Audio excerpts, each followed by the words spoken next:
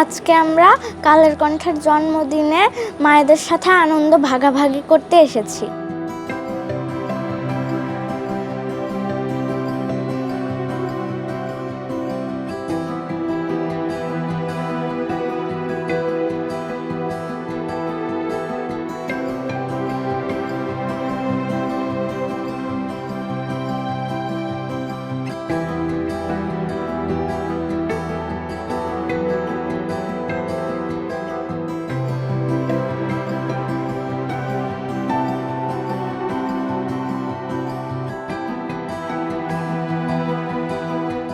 জুলাই অভ্যুত্থানে এই মাল্টিমিডিয়ার যে ভূমিকা ছিল এই জন্য প্রথমেই সাধুবাদ জানিয়ে নেওয়া দরকার যে তারা সামনে থেকে একদম সম্মুখ সমরকে আলিঙ্গন করে তারা সংবাদ প্রচার করেছে, আমাদের এই আন্দোলনকে একটা যৌক্তিক পরিণতির দিকে এগিয়ে নিয়ে গেছে জীবনকে বাজি রেখে। এই জন্য এই মাল্টিমিডিয়াকে আহমেদ আকবর সুবহান, যিনি এনার এই প্রতিষ্ঠাতা, তাকে আজকে ধন্যবাদ দিতেই হয়, কৃতজ্ঞতা প্রকাশ করতে হয়। বসুন্ধরা ডায়াপেন্ট এখন আরও উন্নত। এই হট এয়ার থ্রো টপশিট দ্রুত শোষণ করে সোনামণিকে দেয় কোমল অনুভূতি। এই প্রোগ্রামটি উনি এখানে আয়োজন করেছেন, এটা উনি সিলেকশন করেছেন, এজন্য আসলে আমি অত্যন্ত আনন্দিত।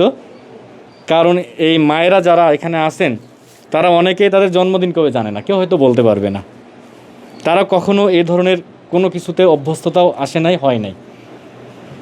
আর তাদের আর একটা বিষয়, তারা হয়তো তাদের একজন, দুইজন, তিনজন, চারজন সন্তানকে হারিয়েছেন বা তার সন্তানটাকে নিগৃহীত করছে বলে তারা এখানে আসছেন। বিনিময়ে তারা হাজার হাজার লাখ লাখ সন্তান কিন্তু তারা পেয়েছেন।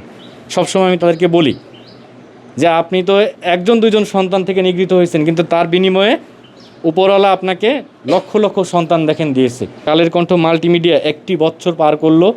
জুলাই গণঅভ্যুত্থানে তাদের অত্যন্ত প্রশংসনীয় ভূমিকা, এজন্য আমি তাদেরকে ধন্যবাদ জ্ঞাপন করি।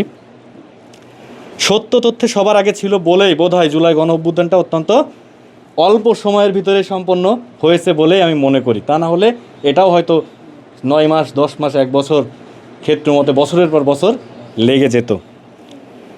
আমি বাংলাদেশে তাদের মাধ্যমে বাংলাদেশের সকল গণমাধ্যম কর্মীদের প্রতি একটি অনুরোধ রাখতে চাই যে সত্যকেই ধারণ করতে হবে। গুজব, মিথ্যাকে ছুঁড়ে ফেলে দিয়ে আপনারা সত্যকে সামনে তুলে নিয়ে আসেন। যেই হোক না কেন, সে দোষী হোক, নির্দোষী হোক, সেইটা আপনাদের লেখনীর মাধ্যমে তুলে ধরতে হবে। তবেই না সত্যিকারের সমাজ ব্যবস্থায় পরিবর্তনটা সম্ভব হবে।